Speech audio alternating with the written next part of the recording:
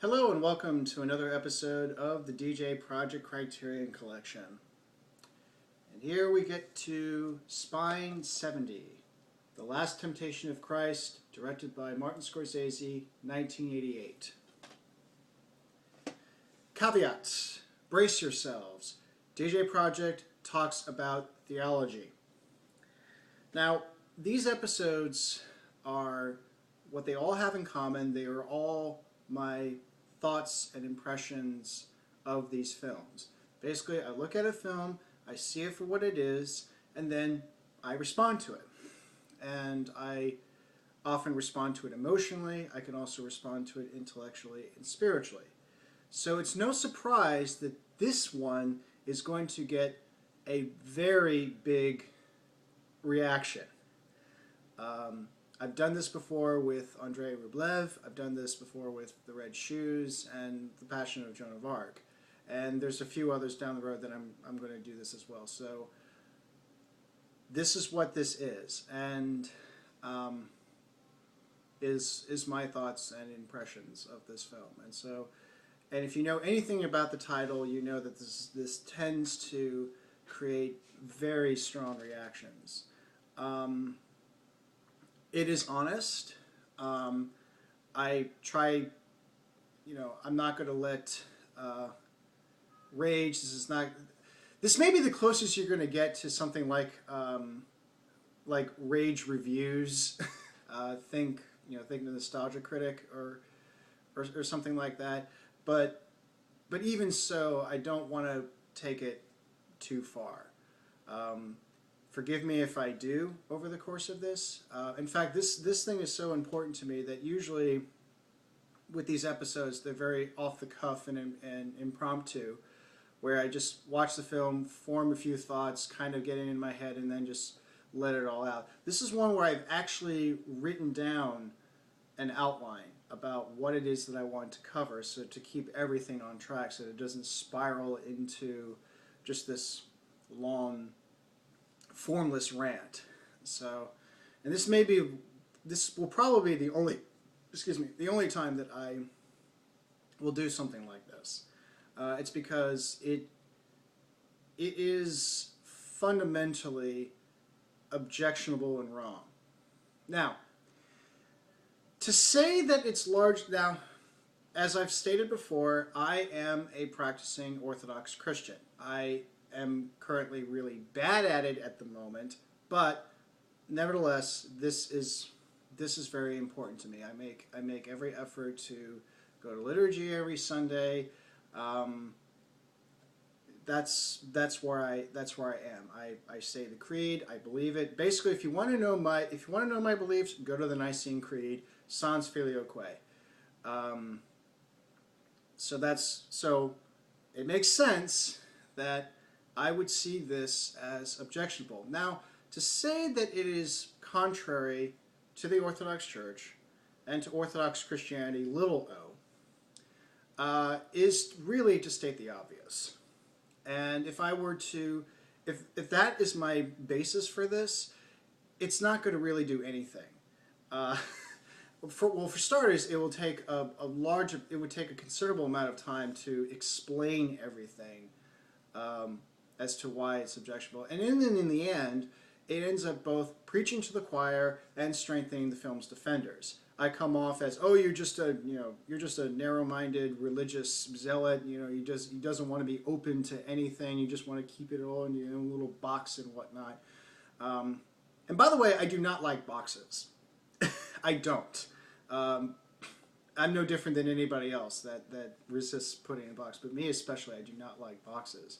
All that said, I do agree with the church on many things, more often than not. And if there is some disagreement or some or something along those lines, I give myself the benefit of the doubt and say that I'm wrong. But anyways, so I'm not going to go down that route. What I am going to say that the film, and more importantly, its source book, is one of the most spiritually and theologically depressing films I think ever made.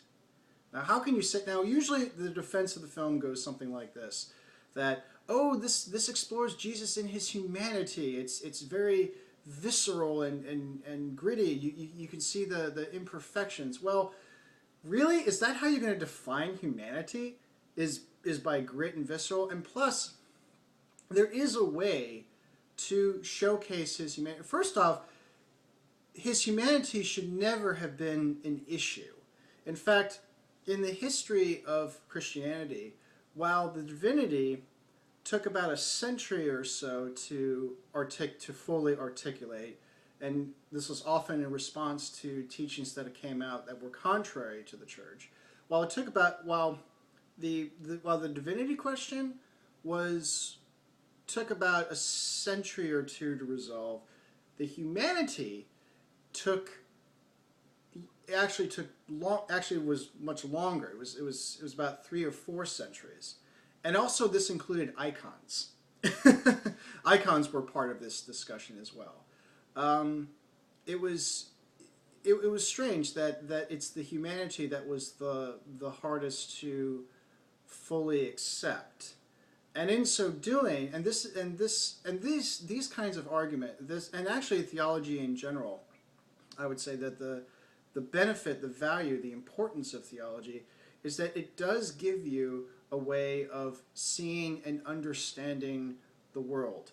It's not just exclusive to saying who Christ is and also who Christ is not. It also says something about who God is and who God is not, and also who humanity is and what humanity is not. And I think part of the reason why it took so long to articulate the humanity side of it is that we have a very low opinion of ourselves. We don't really like we go to extremes where sometimes we think that we're the greatest people to ever walk the face of the earth, and then there's the other side where we feel that we are just nothing but scum and that we do nothing but cause pain and misery and suffering to ourselves and to others and to the world around us. And it always seems to go to one or two of those extremes. It never reaches in the middle. And I think with Christianity, what the church has stated is that no, you don't have to go to those two extremes. You are not the great. I mean, you're not the greatest thing to walk on the earth in of yourself. That's the thing. And you're also not all evil, or you're not all bad. So there is a way to make something visceral without it being insulting and stupid and reckless and ridiculous. In fact, I would say that if you want an example of a film that showcases Christ's humanity without doing this to the church, The Passion of the Christ. And this is one of those films where I think this is the cinema equivalent of you serve either God or mammon. You can't do both. And for cinema, it's you either like The Last Temptation of Christ or you like The Passion of the Christ. People who like one tend to not like the other. And so I definitely fit this to a T. I like The Passion of the Christ much more than The Last Temptation of Christ. The good that you can get out of, and there is some good, I'll get to that in the way end, but the good that you can get from The Last Temptation, in the end, sort of pales to what you can get from The Passion of the Christ. But anyways, so as I said, this is spiritually and theologically depressing. Why is this depressing? What makes this depressing? Well, first off, in short, what The Last Temptation of Christ really is, if you were to really sum it up, it's basically a reconstruction of the gospel according to a particular worldview and a particular set of ideas and things. And basically, this is the gospel according to Nikos Kazantzakis. That's it, and it is. So of course, that makes it contrary to the Orthodox Church. In its content, when you really get down to it, it's very depressing. Well, what makes this depressing? Well, for starters, it's the worldview that Kazantakis seems to have. It's a very panentheistic worldview, the belief that God is within everything. God is to the world what the soul is to the body. That God inhabits everything. That it's almost as everything is divine, or is not just a creation apart from the divine. That creation itself is divine, and thus there are no distinctions, really, between things like flesh and spirit, between God and man, between good and evil. There's no distinctions, and there's also no objective absolutes, except that very statement. Nothing is objective, everything is subjective, nothing is absolute, everything is relative. As far as history or the timeline, both God and man are on this progressive evolutionary track toward an even higher state of being. So there will be a point where man will become God, and likewise, God will become more God. And also that the fundamental tenet, the key to the whole enterprise, is that struggle is so crucial to this, that one must engage in struggle to attain that higher state, and that there's personal struggle, and then in a larger sense, change and transformation and going into a higher state, whatever that is often achieved through means of violent revolution. So you have, at the same time, you have this internal struggle and conflict, and then likewise you have an external conflict where you're battling governments, you're battling other religions, you're just all this stuff. So it's this constant state of flux that can lead to conflict and war and so forth, and all of this, and I attribute this to Kazantakis in particular, is because this isn't some regurgitation of something that's there. For Kazantakis, if you know anything about Kazantakis, you know that he was a wanderer. He was an intellectual and spiritual wanderer. Yes, he grew up in the Orthodox Church. He was a nominal member, which meant that he could kind of shrug off his excommunication. I'll get to that later. He at one point embraced Buddhism, and then later rejected it. He embraced Marxism, and then later rejected it, which then led him to Hegel, which he accepted more fully. And he also accepted Nietzsche, and he was involved in various political movements and revolutions and so forth, until finally he got to the point where he felt that he could best achieve what he wanted through writing, and then he became a writer. And all of his novels, and The Last Temptation especially, is meant to articulate this worldview. This is his effort to kind of remake the world, or to say that this is how the world should be. This isn't and by the way, this is not some conspiracy theory talk. This is something that he had actually stated in his lifetime. This was his objective. This was his goal. And part of this, and this is what makes The Last Temptation so crucial, is that basically he took the Gospels, something that's already been established, and it's been analyzed, it's been understood, and continues to be analyzed and understood. He takes that and retools it and reworks it to fit his own views. So it's not just that he wants to just express this particular philosophy, but that he takes something else and then reworks it and then gives it back and says that, here you go, this is how you can accept this. So this is what makes it depressing.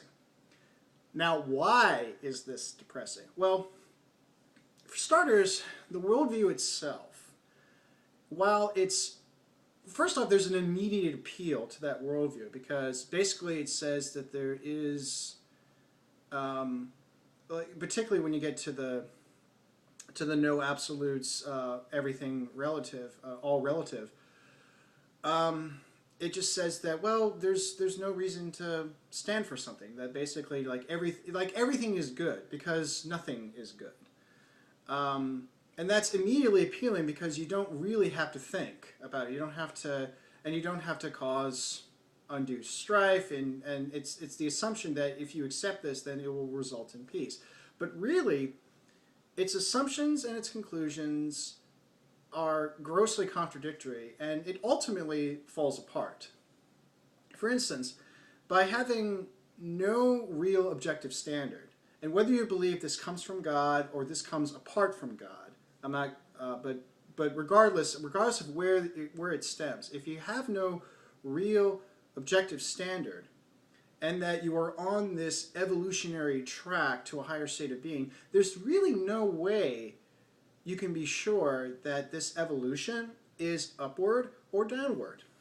In other words, you say that, well, man can become God and God can become more God, but who's to say that God becomes less God over time, or that man becomes something worse? And also by extension, and this is kind of amusing considering that one of Cousin Tox's favorite philosophers was Hegel, that it does, by extension, there is really no sense of theology, or in other words, that objects have a have a purpose. This was most famously explored by Plato and Aristotle, and also later on by Kant, Immanuel Kant, and also to a certain extent by Hegel. There's no clear theology that comes through. You're not really sure what the final purpose is because everything is all arbitrary, and there's no real objective standard. So you don't know whether the state is actually higher or better, because if everything is good, then how can you make any kind of value judgment whatsoever? Also, if God is supposedly everything in the world, then wouldn't it be easier to save ourselves a step by not engaging in struggle? And likewise, if we are to engage in struggle, wouldn't that cause a disturbance in the state of the universe? Whereas you would think that the goal is, and this is kind of the funny thing, is that this is all meant to put everybody on a calm, level playing field by not having flux. And yet, the worldview here is that struggle is essential. So, in other words, you are disturbing a piece that is, all likelihood, should have remained. And so, and you can even save even more steps by saying, well, struggle implies that you want to do something that something else is not good. Well, first, and also this assumes that there is such a thing as a right side and a wrong side. And that's the other thing, is engaging in conflict means that there are two sides that are not in agreement. And if there are no absolutes and everything is relative, wouldn't engaging in conflict be futile from the very start, considering that there's no underlying reason for it, since by being in conflict you're assuming that you're right and someone else is wrong, whereas then in the end, this is the finish, the end result is mute. You end up proving that you're all right and you're all wrong. So it's these, and there's only so many contradictions one can take. And there is a difference, and by the way, there is a difference between a contradiction and a paradox. A paradox is where you have a contrary situation, but it ends up holding true. Whereas a contradiction means that you have two contrary statements, and the result is illogical. It can't be. They both can't be right. So, so this worldview, while attempting to eliminate contradictions, ends up creating more contradictions and ends up being, being crushed almost in its own weight.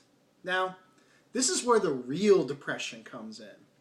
The real depression comes in is in the fact that this was an appropriation of an already established tradition, of an already established text known as the Gospels. I mean, it's one thing to just say this, and in fact, this is where he really could have staved himself a step by, and not getting into any kind of conflicts, but it's almost, but again, he lives for struggle and lives for conflicts, so of course he's going to go against the church. And in fact, I forget exactly where this was said, but his aim was to, and this is why he took the Gospels in the first place. I mean, he had a soft spot for Jesus Christ. And what he wanted was to take Christ away from the church. And so, and this makes sense with the book. He basically took the Gospels. He took that and again, he reworked it. And by using a text that's already very familiar, and using people that's already familiar, and basically reworking them and retooling them, you basically create them into something. Well, one, you're creating them into something that they're really not, and what you're changing them to is far worse. And that's the thing. I mean, it's one thing to say that, oh, you're saying that Jesus is this and clearly he's not. It's not. It goes beyond that. When you're saying that Jesus is really this, or that God is really this, or man is really this, you look at it and you go, really? Do I really want to... You want me to swallow this? You want me to accept this as being more true? Yes, in a world where there are no absolutes, the last temptation is an absolute. And not only that, but is absolutely right. Okay, so what do you get from this? First off, what do you get from God? Like, what do you learn about God from watching the film and or reading the book? And by the way, I've done both. Obviously, I've watched the film, but I've also read the book as well. You conclude with God that he's a abstract entity. You're not really sure. You're not really sure like who he is or what he is. Who also really can't communicate with man. At all. Like there's no clarity at all. There's no clarity of revelation, or any such thing. And so, as a result, he appears very, very inconsistent. Not only because man can't get it, because he can't understand it, but also God keeps changing his mind. You're not really sure, like, what's supposed to... Okay, so you say this, but then you want to do this, and you want to do that, and it's like, what? What is this? You're kind of fumbling and bumbling. And God ends up not really being the creator of heaven and earth, and of all things visible and invisible, but as someone who kind of bumbles along on the cosmic plane, and through history. But the only difference is that God can supposedly do more things and be more things and see more things and basically is better than man. But God is still a limited entity who can also do like the worst things of man. Supposedly he kills, like God killed Magdalene. You actually hear that twice. In the film, God killed Magdalene, and you're like, really? You're really going down that route? Whereas earlier, this is related to the actual last temptation, but getting a little bit ahead of myself. But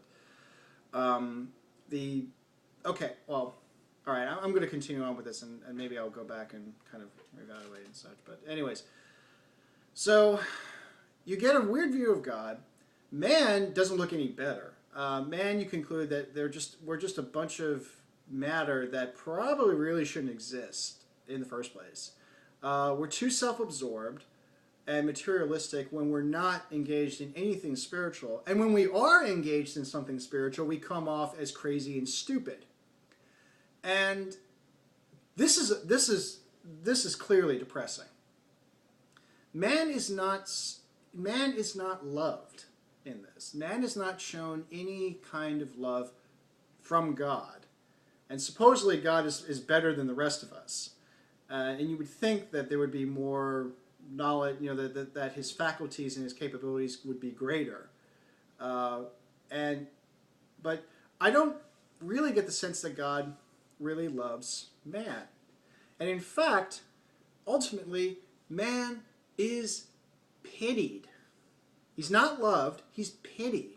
And this is something that Jesus in Last Temptation actually says.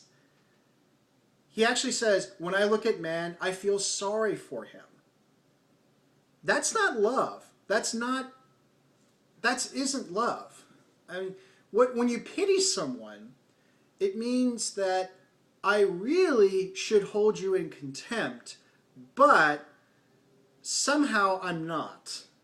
It's not out of love. It's basically you don't know any better, or that you're not in a better state than I am. And because of this, I'm going to feel this sort of half-assed compassion.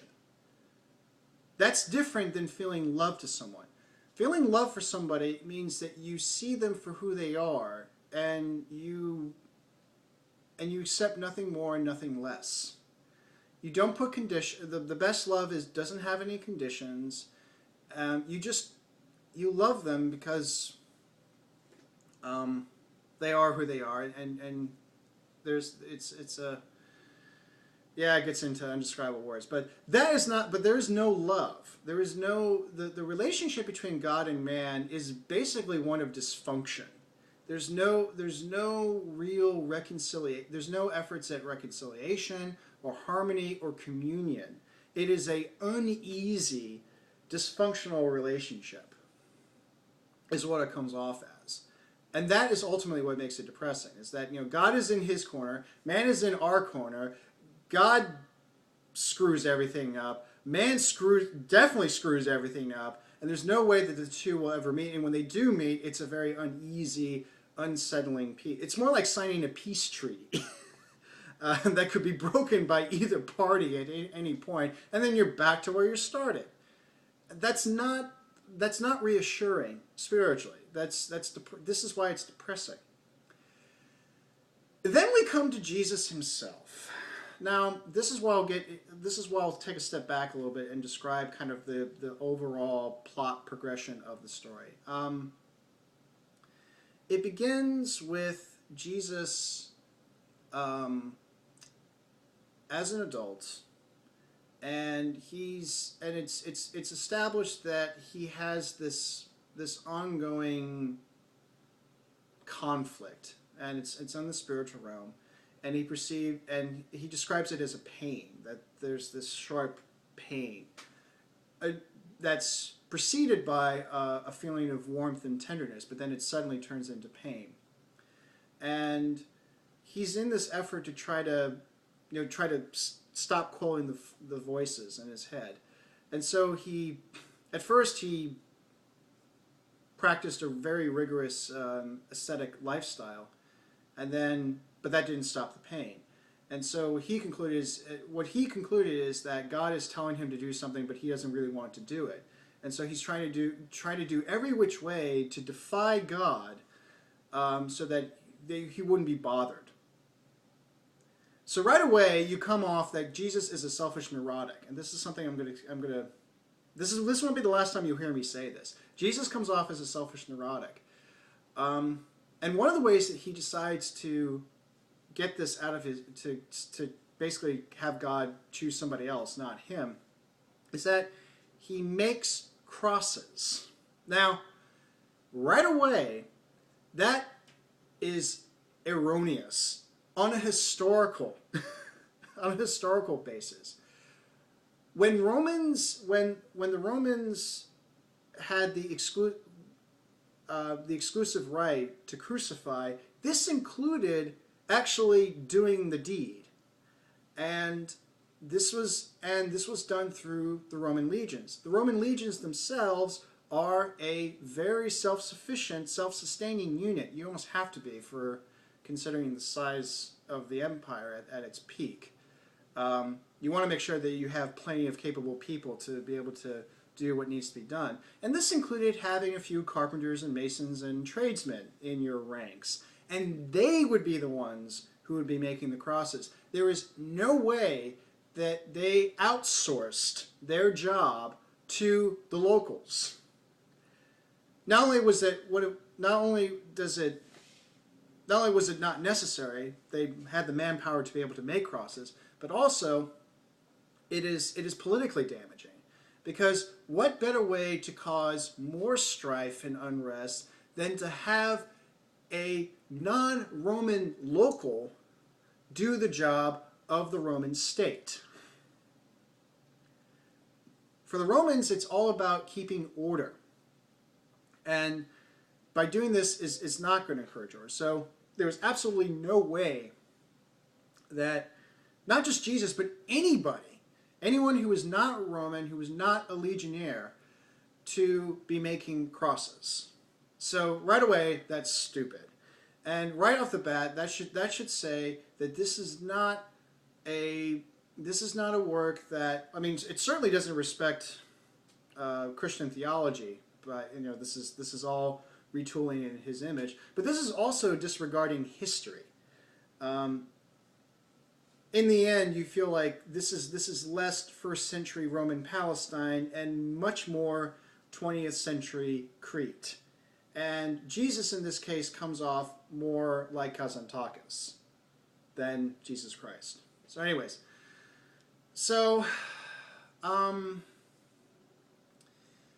but then he concludes that maybe he should go, well, okay, I'm trying to, there's a lot that goes on, and I want to try to keep this as concise as possible. So he tries to get God away, and Judas shows up very early to kind of scold him for making crosses. And but Jesus eventually concludes that maybe he should go off into the desert to try to stop these voices and be amongst, assumingly, I assume that they're supposed to be the Essenes. But even then, they don't really act like Essenes. They act much more like desert monastics. And even then, it doesn't really quite work because the viewpoint seems to be more Gnostic than anything else than necessarily Christian. So he goes there to try to quell the voices, and eventually it's determined. And by the way, it's determined that this kind of gets into a little bit of Jesus himself, but most everybody sees him as somebody greater than they are, but for Jesus himself, there's this constant self-doubt that he is someone great. He constantly talks about his own sins, his own transgressions, which right away should say that this is contrary to Orthodox Christian theology. How exactly can you sin? But anyways, and still remain pure. But there is this constant disconnect, and again, selfish. Again, neurotic. In fact, earlier I remember coming up with the term. He suffers a kind of human divine schizophrenia, where the divine wants to do this, the human wants to do that, and there's no communication at all. And which is, of course, a microcosm of the larger problem, where God is doing this, man is doing this, they both suck, and if you try to get them together, it ends up not fitting at all. It just comes up as a mess. So anyways, I'll try to really be succinct here. So he goes to he's at this monastic thing. He's determined that he's okay. So then he leaves, and then he starts his ministry.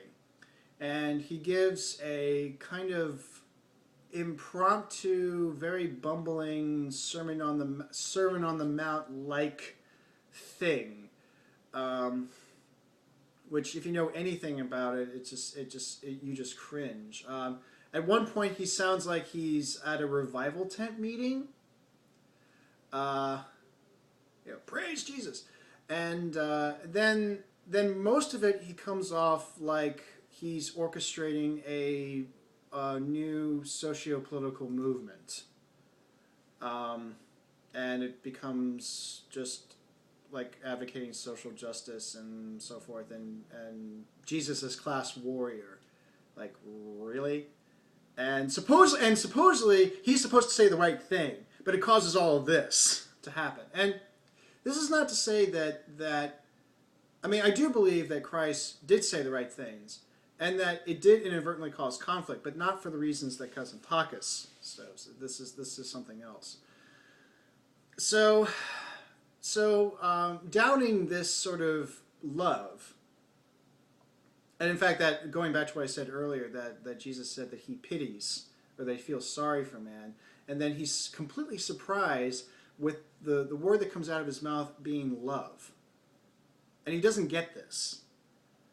So both Jesus is an idiot, and God is an idiot. You see why this is depressing. So then he concludes that maybe he should go see John the Baptist, played by Andre Gregory. Yes, we go from having a very nice, lovely dinner in New York to going in what's supposed to be the Jordan River into this very ecstatic and crazed and unwieldy Pentecostal revival thing, where there's self-flagellation, there's immolation, there's this ecstatic energy, and he's shouting out these very it's like a bad rendering of Jeremiah and Isaiah and just this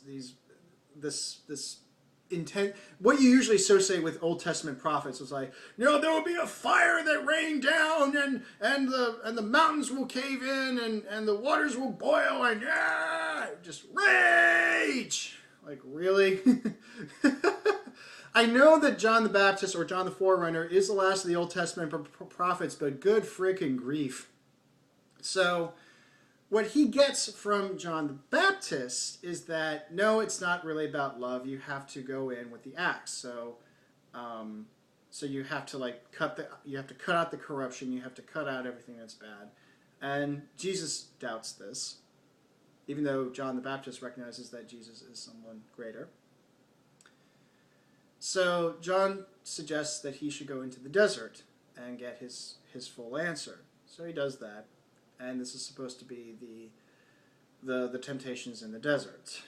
And he first gets tempted with the material life, basically sex, which is his other obsession. I didn't get the Magdalene plays a role later, obviously, but I'll get to that later. But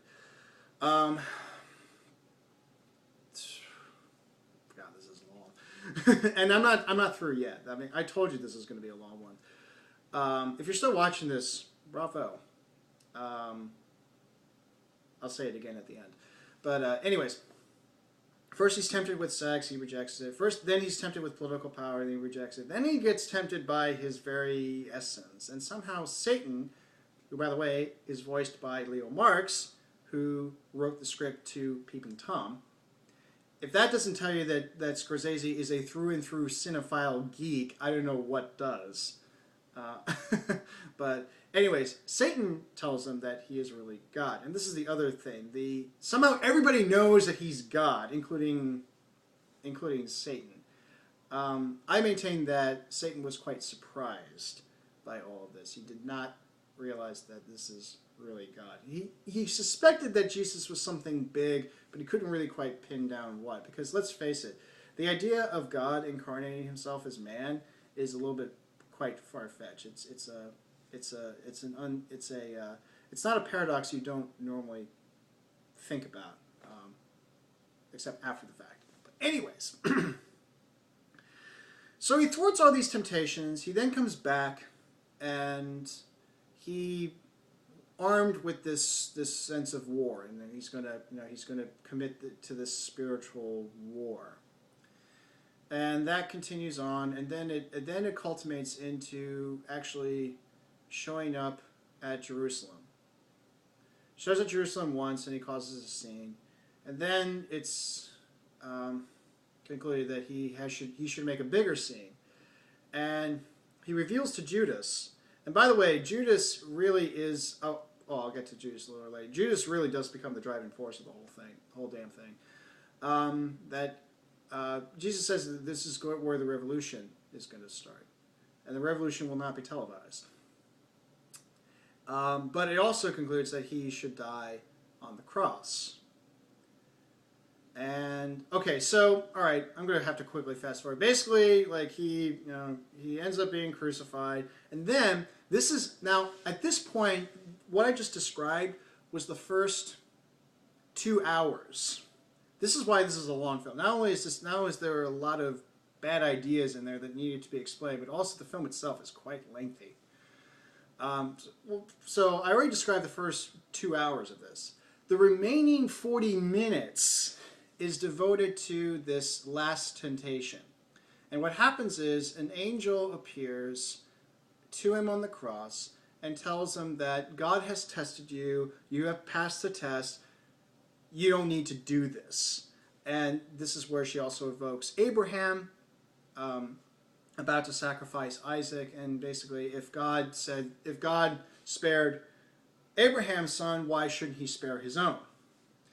And so get down off the cross and you can live the life that you've always wanted. So he ends up marrying Mary Magdalene, and they get it on. It results in a pregnancy, but then somehow she dies, and this is where the whole God killed Magdalene thing comes in.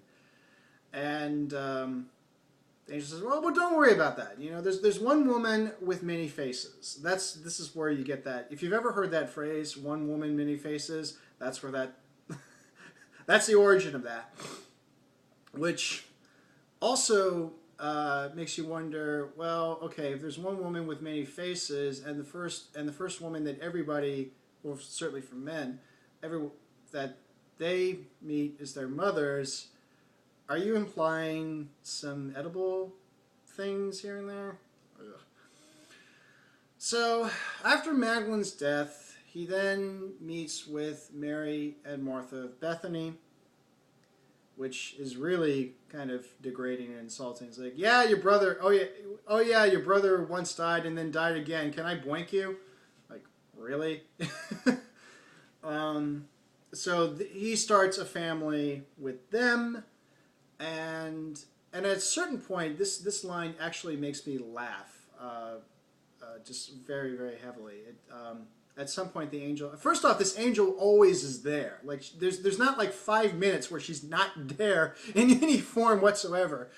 And earlier she says, "Oh, I'm sorry, I left you for a few moments," and supposedly this was the time when Magdalene died. It was when she was not around.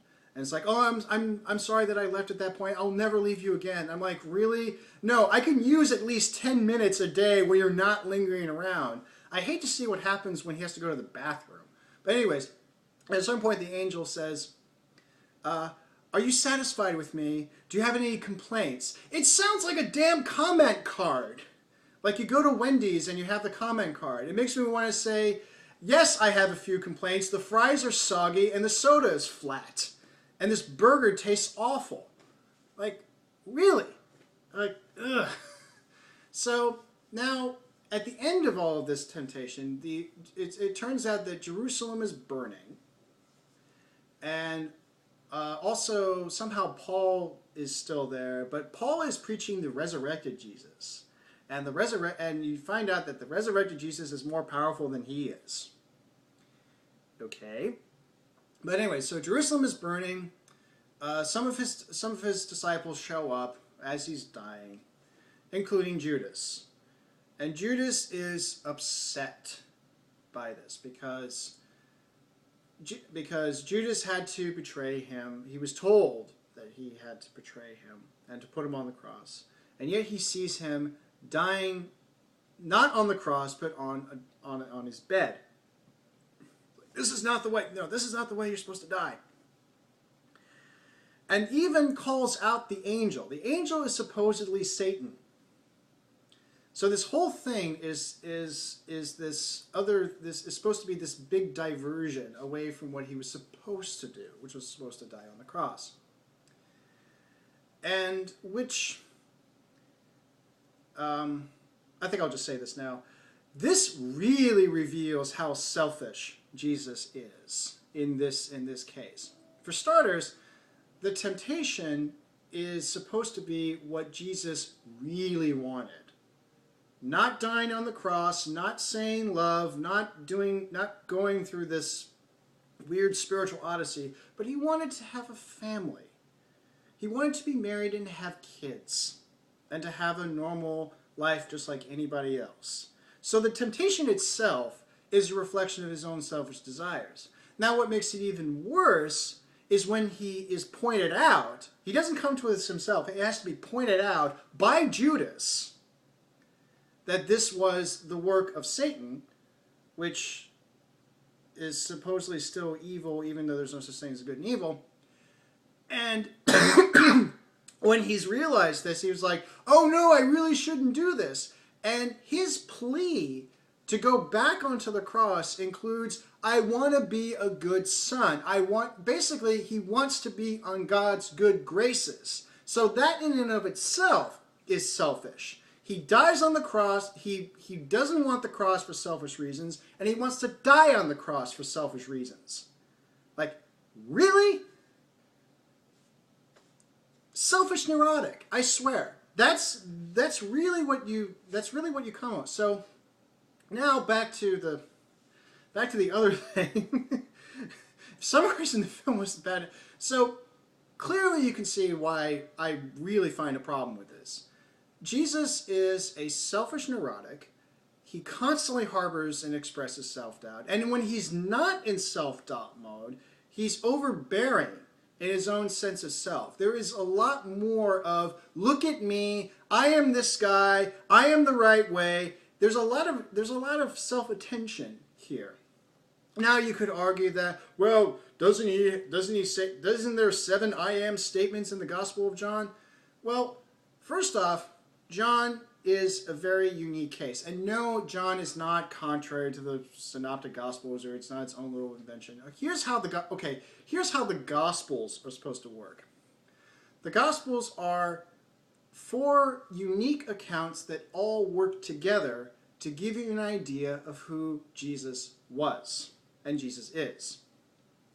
Matthew talks a lot about him in relation to the long-standing Israelite Jewish tradition.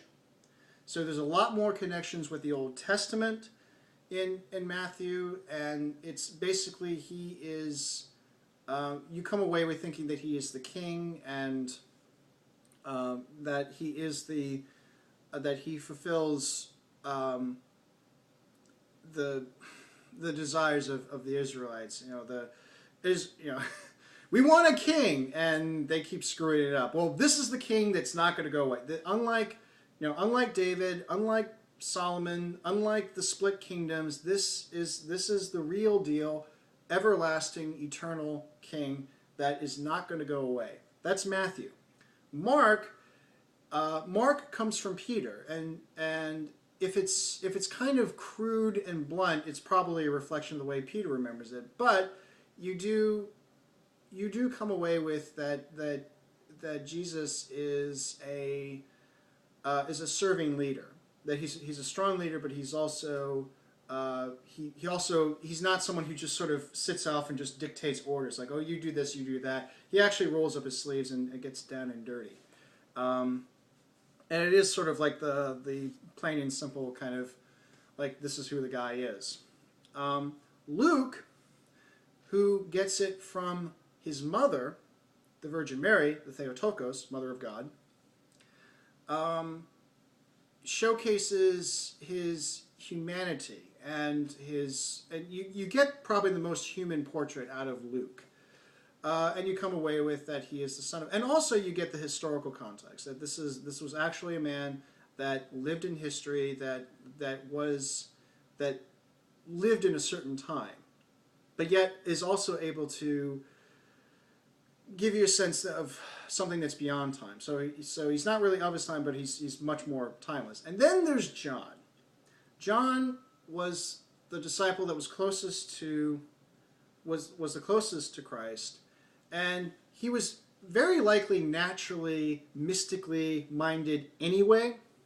So for him, instead of looking at, okay, this happened, then this happened, he said this, he said that, instead of going down that route, he's had, this was probably a guy that got a lot more right away. And in the coming decades, because he was the longest living of all the disciples, and he was the only one to not suffer a gruesome death. Yes, he was in exile, but he didn't have the unpleasant death, unlike the other apostles.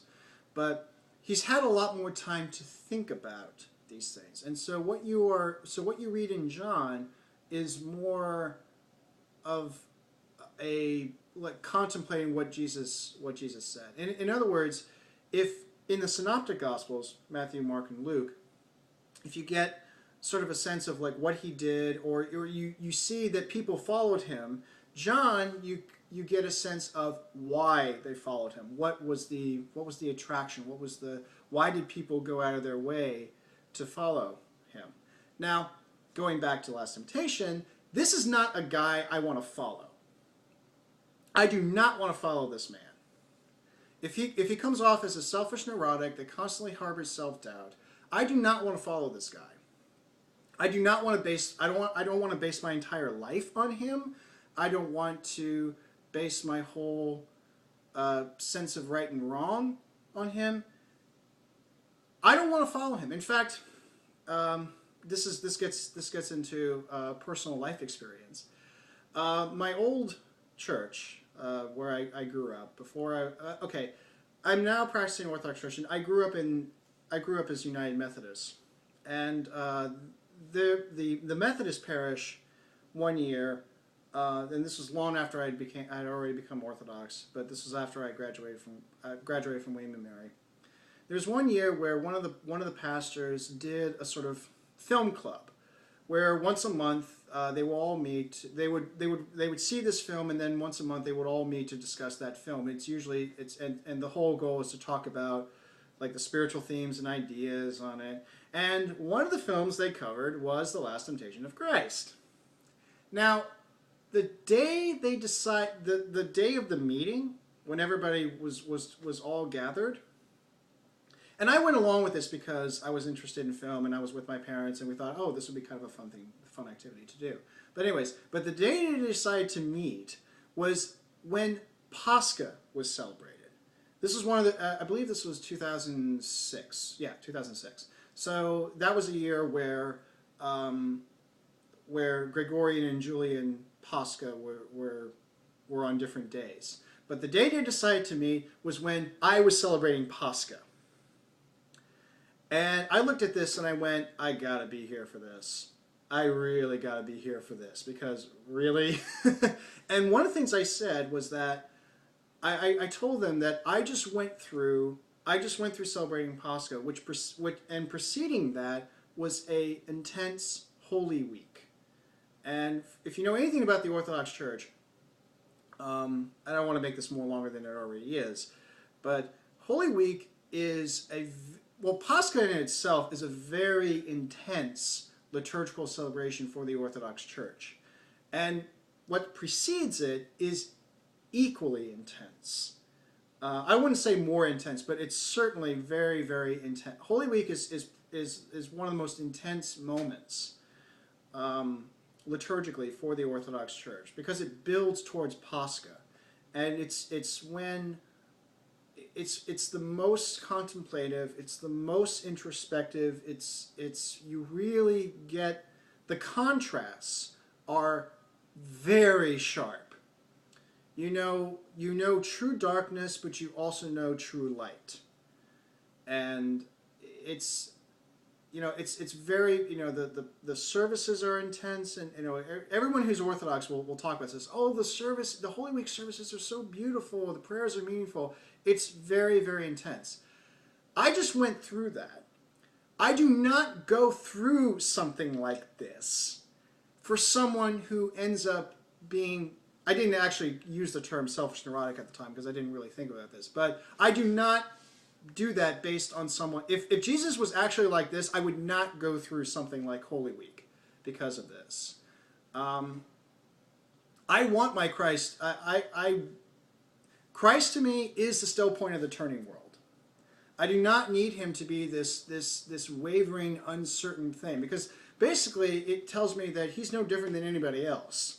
Why should I follow Jesus? I could just easily follow somebody else. I can follow a political leader. I can follow another religious leader or whoever. What makes Jesus so distinct if he's really no different than anybody else? And this is where I feel that where the two ways of everything come in. Where on the one hand you want to have a human, a more human Jesus, but I think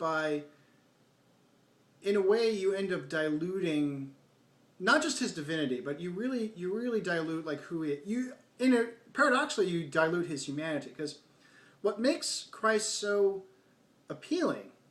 Thank you, John A. Stafford from The Kingdom Within. I highly recommend that book, by the way, for anyone who is Christian, including Orthodox. But anyways, Christ is a whole person. He doesn't fall into any of those extremes. Like if you think of personality as a spectrum, like between extroversion and introversion, between masculine and feminine, all those things.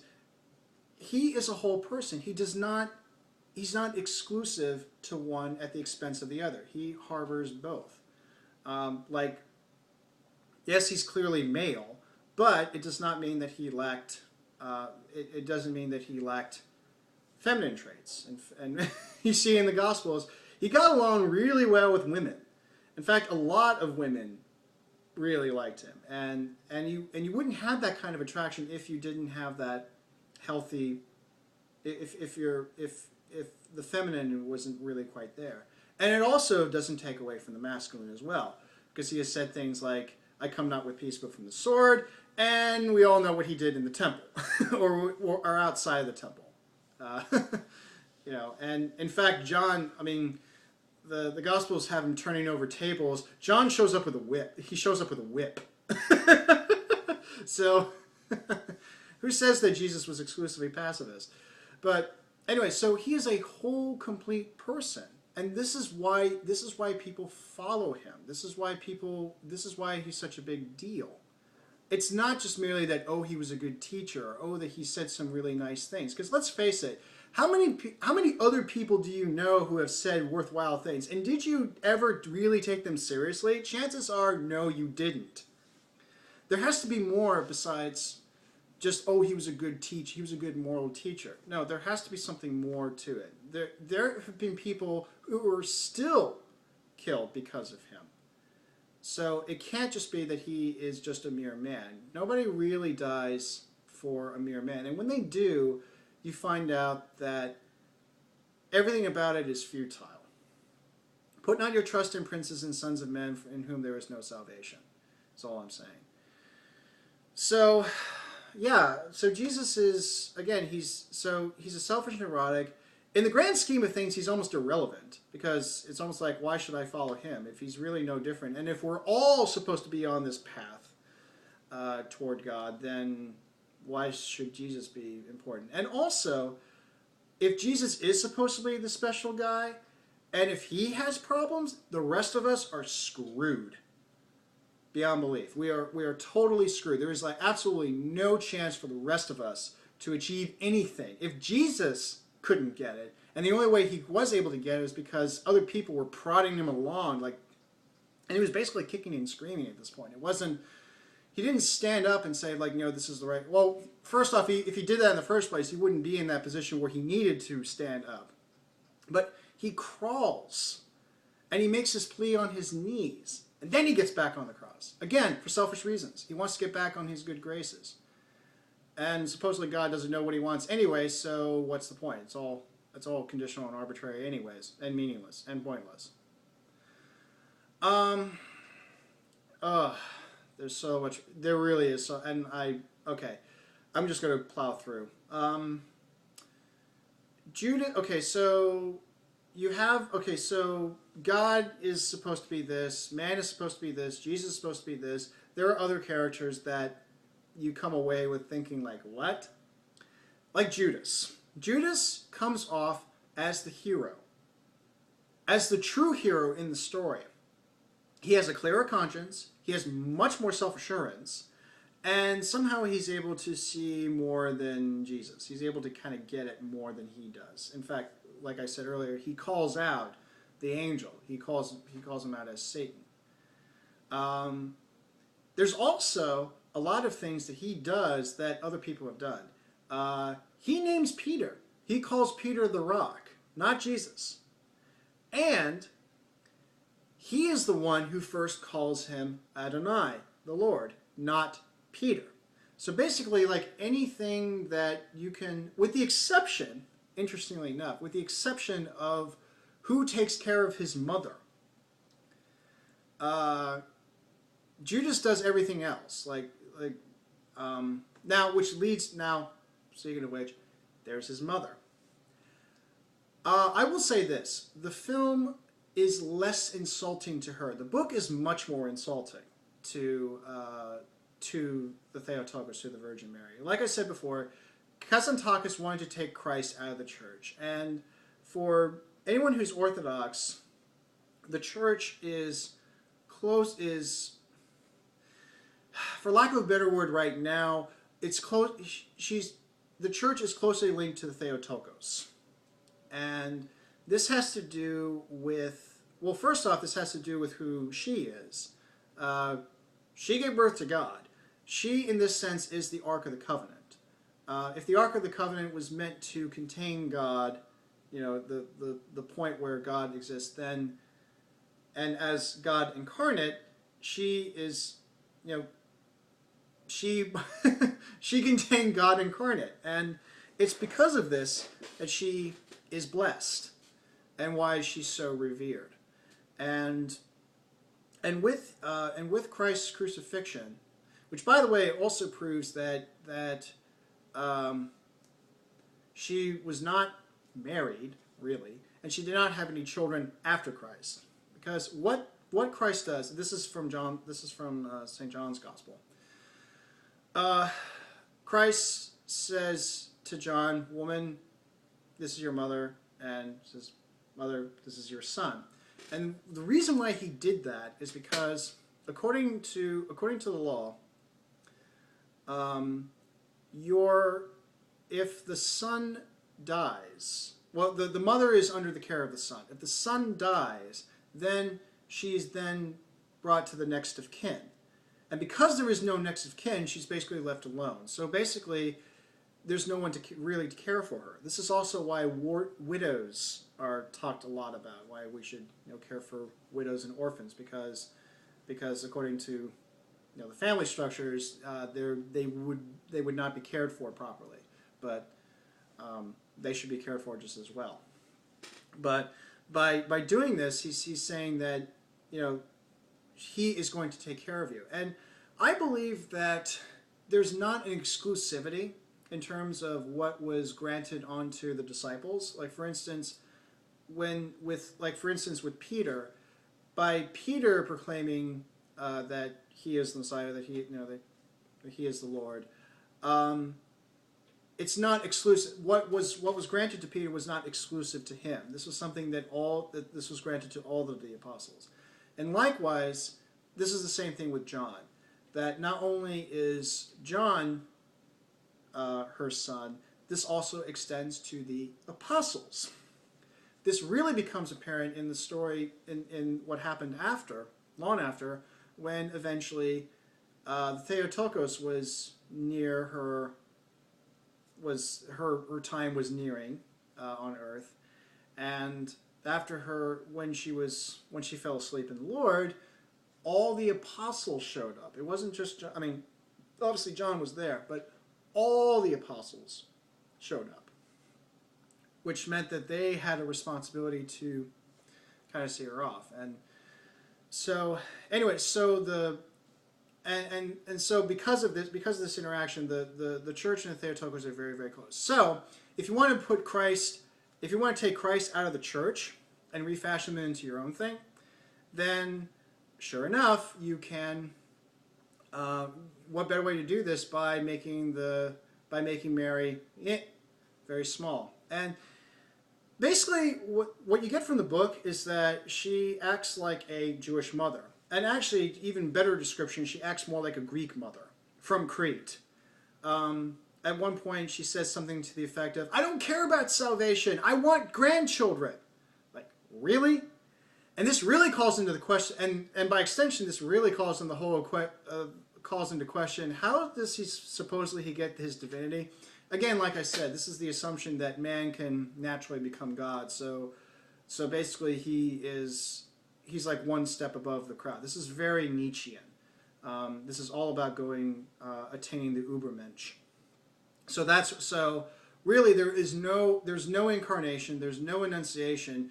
For Mary, he's just another kid, and the way he lives his life, he's a very disturbed, troubled kid. Like if he had not done the spiritual quest, he probably would have. It's like, you know what, I got to commit this kid. I mean, really, it's just really, really insulting. Then there's Magdalene, where yes, Magdalene is part of the Last Temptation thing. The other problem I have with Magdalene is that she perpetuates some bad Western traditions concerning her. It seems to be that Magdalene can go to either one or two extremes. She's either a redeemed whore, and assuming that her past life involved sexual libaciousness and promiscuity. She's a redeemed whore. Ignoring the fact that she was redeemed, it's you have to point out who she was before the redemption. It's almost as if repentance doesn't really matter. You're still considered a whore. Yeah, you're redeemed, but you're still a whore. It's either that extreme, or the other extreme is that she's maybe the bride of Christ. No, I do not. No, Christ was not married. It wouldn't make sense in a lot of respects. And it's also completely unnecessary. And what would be the point? And the other thing is that there's nothing really that says that Magdalene was once a prostitute, or that all it says is she was demon possessed. And Christ healed her, and she was extremely grateful to the point where she followed him everywhere. There's nothing in it that says that it was sexual in nature. It was just that she was demon possessed. Maybe she just mumbled a lot, or something else. Why does it have to be sex? And also, she is the woman that's about to be stoned when Jesus confronts them and says, who has ever sinned? Magdalene is supposed to be the one that gets stoned.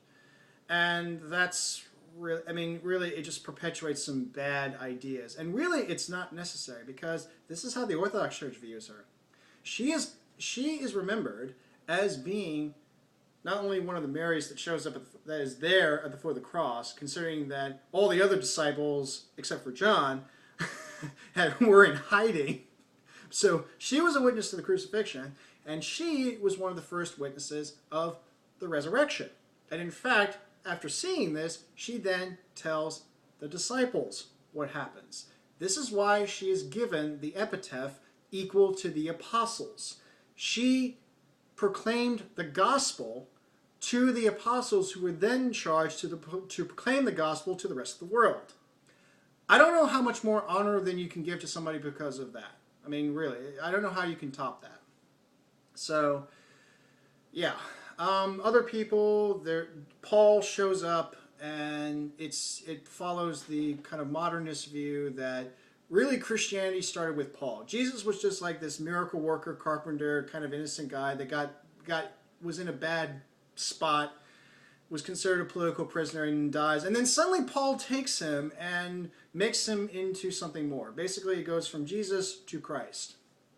And that whole view is portrayed. And Paul says that, I create the truth out of what people want to hear. It's as if people want to hear, sort of subconsciously know that this is what they really want. In a worldview where there's no absolutes, where there's no objectives, and you're not really sure what is supposed to be the right thing anyway. And then there's Pilate. There's no, I mean, I brushed over the Jerusalem passion stuff very quickly, but Pilate is there, and he's not conflicted at all. And it's very clear that Jesus was executed for political reasons, and there was no ambiguity there whatsoever. I would say that Jesus, the desire to kill Jesus was much more complex than just merely political. But again, this fits very well with the worldview, so you don't have that complex motivation. Other little things, there's a lot more politics, where basically you view that Jesus is a prototype for pretty much anything and everything political, especially of the modern liberalist bent. And while you still have the dichotomy of Rome and everyone else, the motivations are not rooted in history. It feels more modern. And again, I think you see less Rome and the Jews, or Romans and the Galileans and the Judeans, and you see more of what it must have been like to live in Crete in the time that Kazantakis did, when Crete was under the Turks. So that's really what, I mean, it's just basically a substitution. Instead of Turks and the Cretans, you have Roman Palestine. And now, why does all of this matter?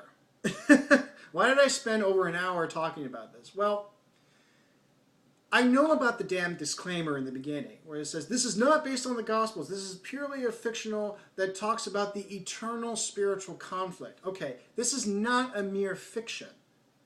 If it was a mere fiction, I would have completely ignored it. But this is an appropriation of the Gospels. This is an appropriation of something that has already been established, that has already been analyzed and commented on through the millennia, and it's tweaked and modified and altered and butchered and transformed into something that is far from its source.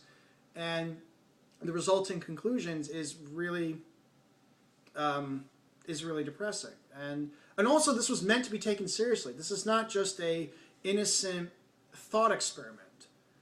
This is not just, oh, this is what could have happened. This had an agenda.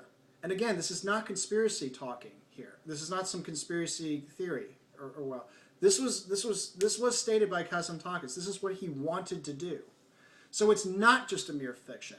This is meant to espouse a particular worldview and get people to believe in it. And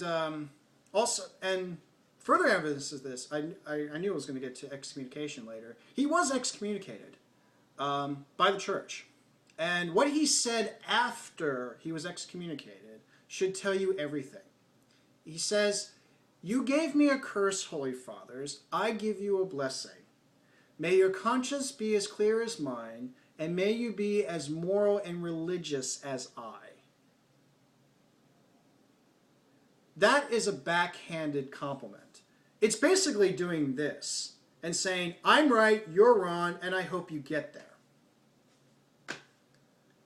So this is not this was not some misunderstood, this was someone who, again, this is a guy who lived for struggle, he lived for conflict. So he was asking for this. So don't say that, oh, he was just oppressed, and no. He deliberately wanted this. And he got what he deserved. And that's the other thing. Actions have consequences. If you do something, expect certain reactions. And it's not all going to be good. And this is what irritates me about the world nowadays, is that we expect no negative consequences. Well, sorry, you do.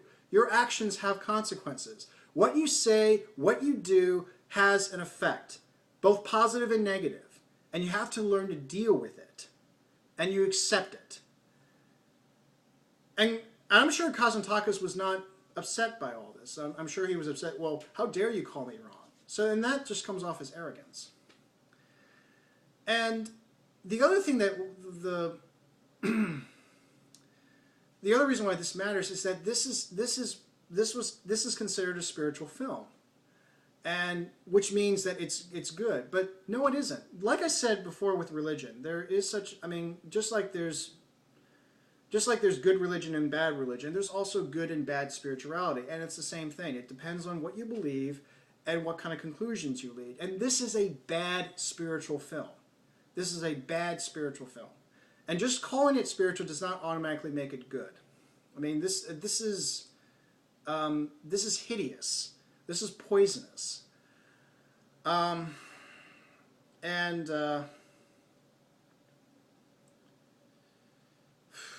again, this is an appropriation of the gospel. So this is something that it takes something that is very familiar and people hold very dearly, and because it uses that as a basis, then you should accept it. Whereas again, I think he should have just saved a step and just avoided it all entirely. But no, he wanted Christ to be there. He wanted Christ to be a part of his particular worldview, and it's contrary to that tradition. And it's okay. By interesting coincidence, the same year that Scorsese's film came out, you had the Satanic Verses that were published, and the result of that is Salman Rushdie gets a fatwa from Iran. So, and so if you take the logic that, you know, anything that can be written about Christianity should just be accepted because, well, you know, you have the right to do so and so forth, then really Iran was overreacting. He should not have been given a fatwa. It's just a fiction. I mean, who cares? No, when you use religious traditions, you got to be really careful on how you fictionalize it. You know, not that I expect Buddhists to ever do this, but I didn't see any outcries from Buddhists on Hermann Hesse's Siddhartha. By the way, one of my favorite books. I read it in high school. But that's because, well, mostly because one, Buddhists are not one to. I mean, there are militants and everywhere, but really you don't think of Buddhists as being that adamant on stuff. And also, Hesse was extremely respectful of the traditions, and what he wrote was more a parallel to. It's not supposed to be the actual Siddhartha Gautama, but it's more of a parallel. And so you can write very respectful religious texts. This is not respectful, and it was clearly demonstrated. I mean, Kazantakis got excommunicated. It's on the prohibited books list in the Vatican. And by the way, Kazantakis' response was to quote Tertullian.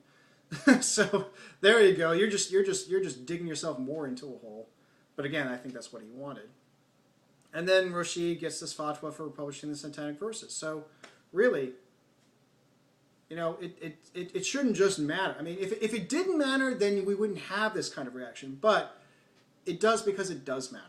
So you can't really have it both ways. You can't say that this is just a mere fiction and, oh, this is just fantasy and everything, and then still take it seriously and prop it up like something serious.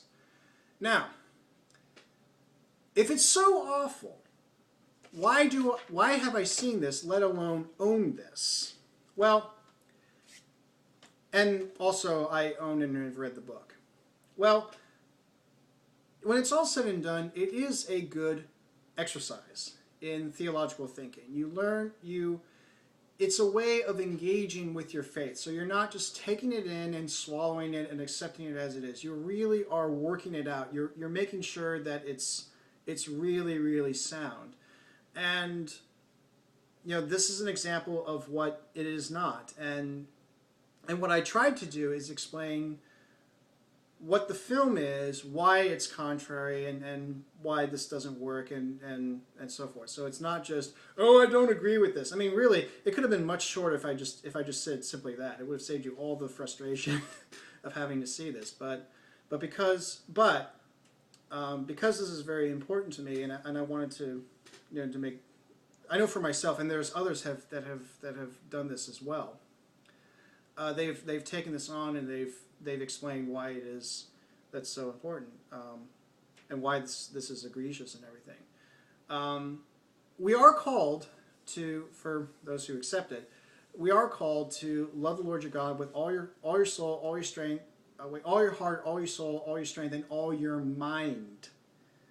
The intellectual is just as important. It's not just, oh, you just got to accept it all. No, you got to, when I see that verse, it means that you should love God totally with all of your being.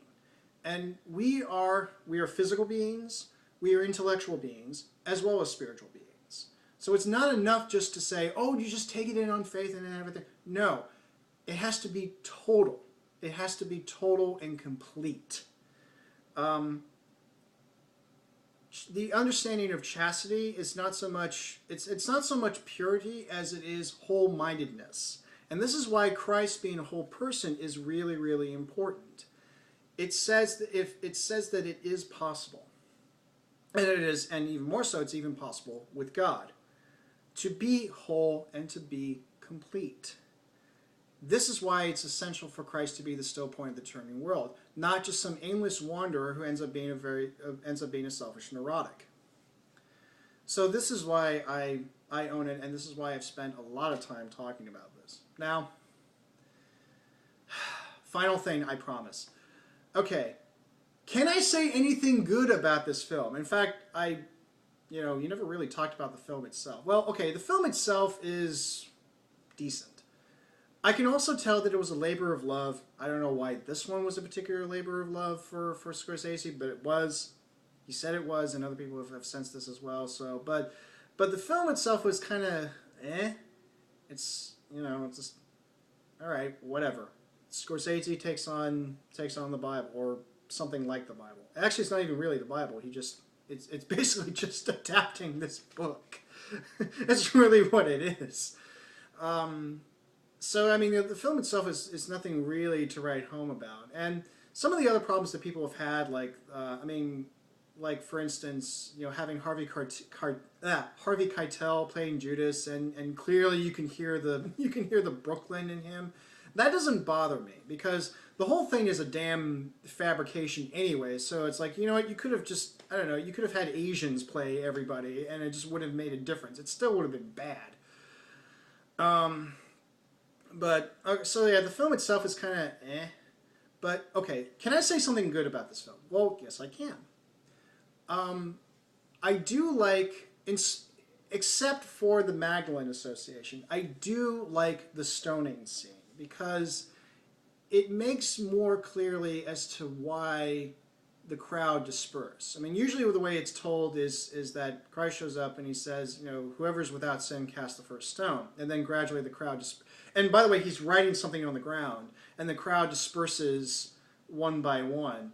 And it's never really clear as to it's never explicitly stated what he was writing. But given what he was writing and then the reaction, you can safely assume that he was writing other charges that you could be stoned for, and chances were that these were things that probably the crowd did as well. So it's almost, it's stating very clearly, you don't, okay, I'm going to make this extremely clear that you have sinned. Now the way that this is done is actually quite clever. It didn't involve writing on the ground, it involved an exchange between Zebedee, played by Irvin Kershner, yes, the director of the good Star Wars film, The Empire Strikes Back, and plays Zebedee. And the only time that he's ever acted, by the way. But I like that exchange, and particularly there's a part where Zebedee's about to throw the stone, and then Jesus says, "Be careful, Zebedee. There is a God. He's seen you cheat your workers. He's seen you with that widow. What's her name?" And then you hear somebody in the crowd yell out, "Judith!" Friends like these, huh? So I liked, it played it more. And then also earlier, Jesus says, "Here, take this stone. It's bigger." It's like total sardonic. The second thing I liked was in one of the exchanges between Jesus and Judas, where Judas is questioning the whole love thing and saying, why is that possible?